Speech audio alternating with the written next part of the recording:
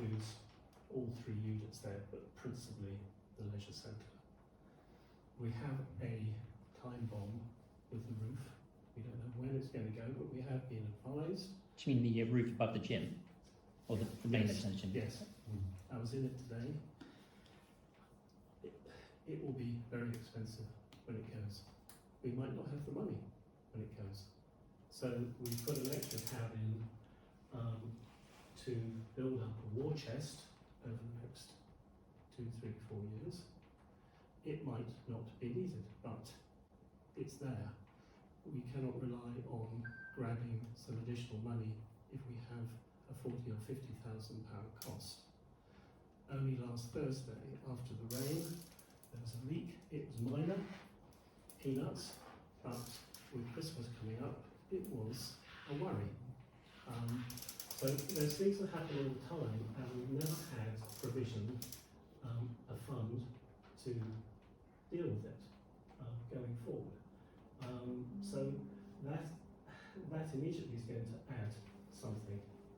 It wasn't in last year, but we should have it every year. It should have been done 5 years ago, 10 years ago, at some sum of money, probably a lesser sum of money.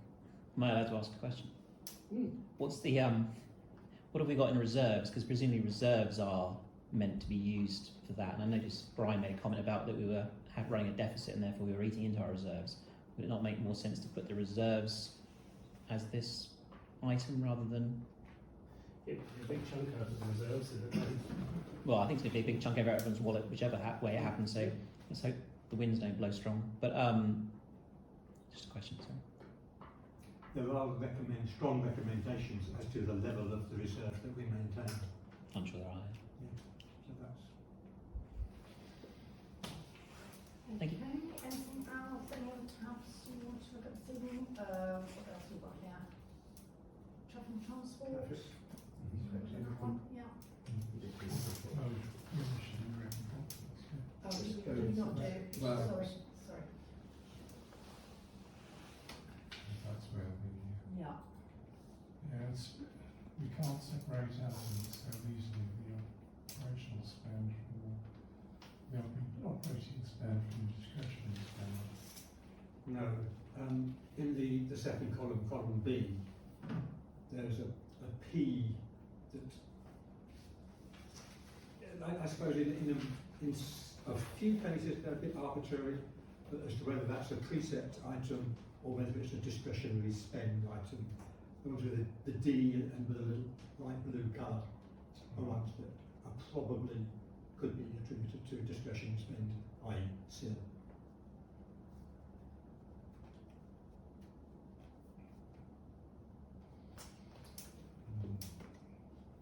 Going forward on this whole spreadsheet all the way through, there are some items that are probably one-offs rather than continue for a number of years. And I think we probably need to just go through those and see which are one-offs, because that will have a significant effect in subsequent years. Where here we're actually applying a factor to increase the amount allocated to that particular job for each of the next 5 years.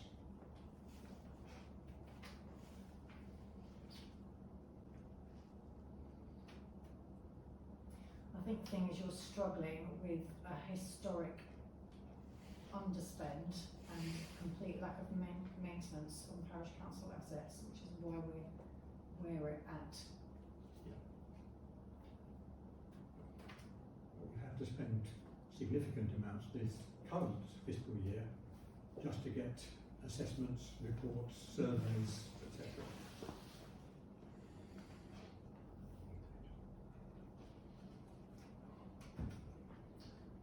The other item which we discussed, which we were going to make some provision for, which is quite expensive, is the cost of bioelectricity.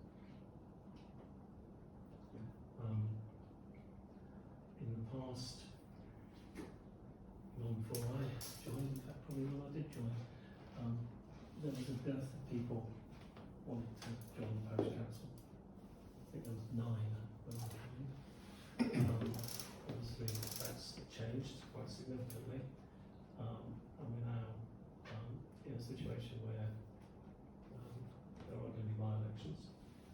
contested lot remains to be seen, but they're going to be called by-election rather than co-option, which is a democratic process, that's fine. But I do think we need to make some provision for that, and I know, Brian, we discussed this in the working group. And my personal opinion is that we probably need to allow for 2 by-elections. £30,000. Mr. Chairman, I disagree with that position. You'll not be surprised to know. The last by-election cost, I believe, £13,700. There's been one by-election since whenever. I don't know when the last one was prior to that. There hasn't been one before. There may be more in the future. However, there is only now 15 months until the next election comes up, unless it's cancelled, of course, in April 2027. That is when our term expires and we all go forward again. I think the risk of councillors resigning, because that's actually what precipitates the possibility of a by-election. If nobody resigns, there won't be any more by-elections. So if any of our colleagues were to resign, the risk of that, I think, diminishes as that 15 months rolls on. As you get closer and closer to that day, there's somebody who thinks, well, perhaps I should stay on until then and then go at that natural break point. And so the risk of by-election is reduced. Furthermore, regarding putting in a figure of £30,000, which is in the draft budget now towards the by-election, that is virtually 10% on the precept all on its own. Now, it doesn't need to be in there because we have a reserve. We have a reserve which, as you rightly say, should hit a certain level, and it should be 3 months minimum of net NRE. And your suggested budget has a bigger reserve than that.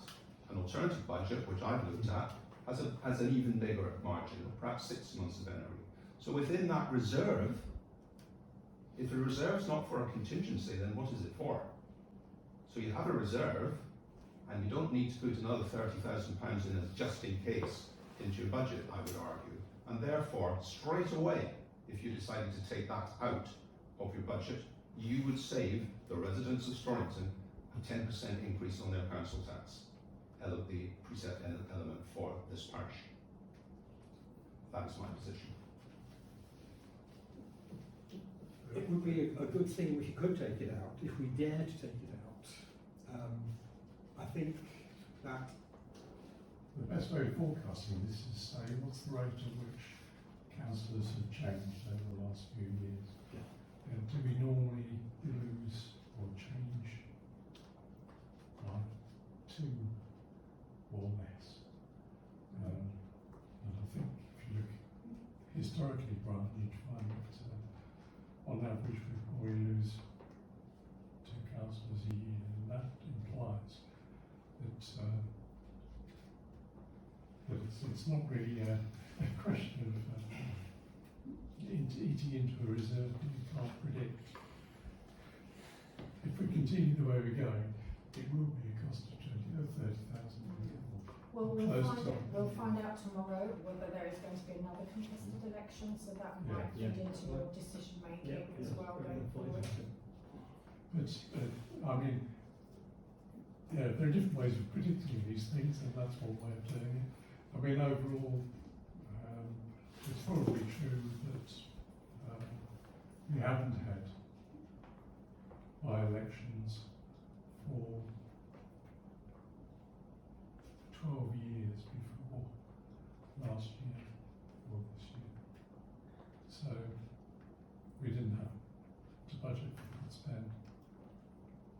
So, Mr. Chairman, on the draft budget that was sent out today, your estimate for the year-end total reserve is £224,000.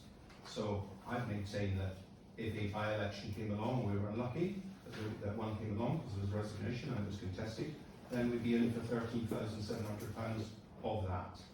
It still leaves a large reserve. I don't think we need to make a separate provision. That's my view. Yeah, did you plug that into the equation, the Sadler equation at the bottom, see what it gave? Well, I took 30,000 out. Yes, I've got an alternative. Ah yes, but what did it give in terms of months NRE? So, my alternative budget, which has taken out some elements that I think are discretionary, since you asked, your draft budget came out at the end of this year budget 2026 left you at the end of this year 4 months of NRE. My one, which is a rejig, only a small number of elements changing, but some of them significant, comes with 6.8 months NRE at the end of the year. Perhaps you'd be so kind as to forward that on to me. I will do. Yeah. I'm happy to discuss that with my own son. I mean, this is a discussion meeting. Exactly. Fine. Exactly. Yeah. This is the kind of discussion I wanted to have. In terms of putting a figure in there, I'd be happy to put in 27,400. I'm not sure because I think since I've been on council, there have been 4. Yeah, I was trying to think how many have gone. It's difficult to remember, but you have had quite a churn really over the last 2 or 3 years, haven't you? And for one reason or another, that seems to be continuing. So Unfortunately, yeah. yes. To be honest, I think that's not completely unexpected because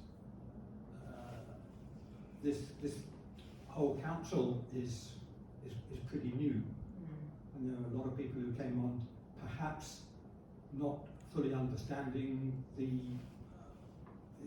amount of work that can be put in and needs to be put in, myself included. I would never have guessed 12 months ago, well, 13 months ago. no, and people's lives change as well. People's you know, lives change. It happens. I don't think the rate has been that unusual in the last year compared to years Prior. prior to Yeah. say, Yeah. 2022. People's the home situation changes. Okay. But it's obviously changed as an issue because up until 2022, I don't think there'd ever been a by-election for a parish councillor here We're for probably 12 years. scratching around trying to find people to Yeah. fill co-opted roles. So really, this is just a snapshot of a very long conversation, isn't it?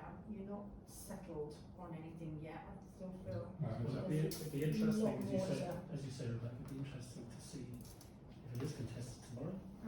Doesn't necessarily mean there'll be other ones that'll be contested, but Yeah. it would be interesting to see what happens.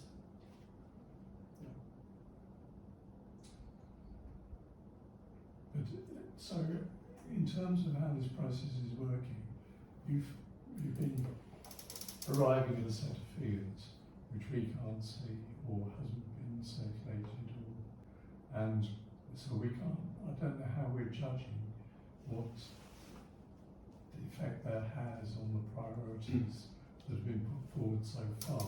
I mean, the priorities. The priorities haven't really been put forward so far. It's not far off what you were saying in terms of being a wish list, in that there is a list of discretionary requirements that have been put forward, but we haven't weighed up the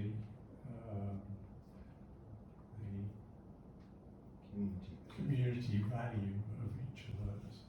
And I agree, there's a lot of thinking to go into what makes most sense. But unless we put forward and go through each of these projects and each of these items, I don't know how we're going to arrive at a better picture.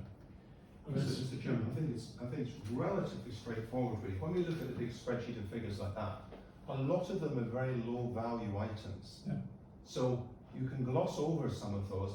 We should be looking for savings everywhere. That's why I think we it's, really need to look at the bigger items. yeah, that's where most of the bigger items are in fact either salaries and labour accordance costs, or the discretionary items and the projects that are being put forward. That's where the body of funding is going, and that's why the agenda is the way it is, so we can look at the salary situation and we